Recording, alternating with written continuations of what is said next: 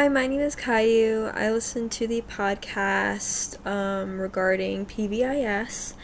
The host of the podcast just kind of went over what PBIS is, which we all already know.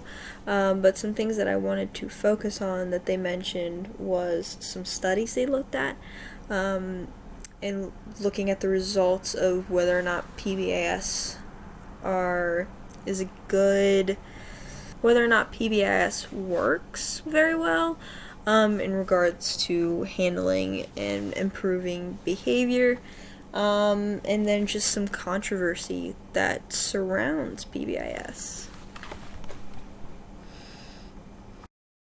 Okay, so one of the studies that the host looked at was comparing some schools that implemented PBIS versus ones that did not implement PBIS. And it was 21 schools that did implement it and 16 schools that did not. These schools were elementary level schools, and PBIS was instituted by the school and efforts of the district rather than like a university doing a study on whether or not PBIS works. The schools that decided to go ahead and try out PBIS had their staff trained and had them have professional development in what PBIS was and gave them like general knowledge of behavioral analysis. And they recorded the results of the study with school-wide intervention tools, looking at like an 80% success rate. The student body for these studies was fairly diverse, like half male, half female. It was diverse racially, ethnically, with at least 12% of students being special ed and varying economic statuses.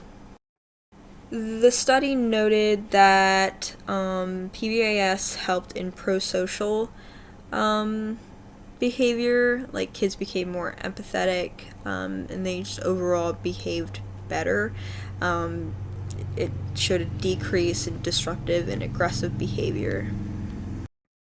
However, it did not show issues with concentration or emotional regulation, like whether or not the students could regulate their own issues, their own problems. And the study also noted that there wasn't much of a difference in suspension rate, but referrals did go down. The host speculated, though, whether or not the information on suspensions was data-driven or through teacher recollection. So if, teachers only could remember like such and such amount of suspensions, then the information there was probably not so accurate in the study. Overall, PBIS for these studies proved to do pretty well in regulating behavior. However, there is some controversy surrounding PBIS, specifically regarding data collection, because people worry about the indirect data being collected if it's like not as accurate because it's indirect. People worry about teachers not being adequately trained in what functions of behavior are, so they can't really, delineate whether or not a behavior is being exhibited because of any specific reasons,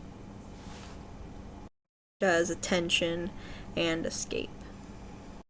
Some people worried that it wasn't culturally sensitive, specifically regarding bringing in all school staff into the implementation of PBIS, which if your school isn't bringing in the efforts of all staff, then it's not really PBIS, because that's a huge part of PBIS, is that everybody has to be involved and helping make it work. Some people also think that PBIS isn't great because it looks more at negative behavior than it does positive behavior, but the host said that that's not necessarily accurate. The host of the podcast also noted two other things that I thought were pretty interesting.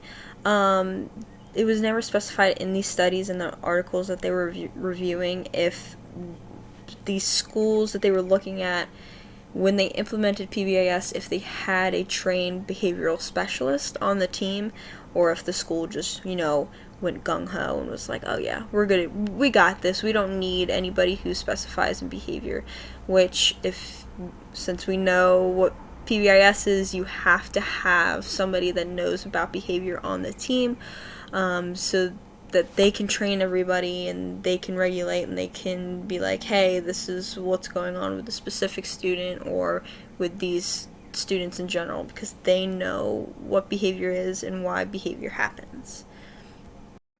And then another point that I thought was pretty interesting that the host mentioned was that PBIS might be kind of hard for people to swallow, especially older, more veteran teachers, that public schools are so used to having punitive actions that changing it up and looking at things from a behavioral point of view can make people uncomfortable because it's new and different and they don't understand it because they haven't been trained to understand it.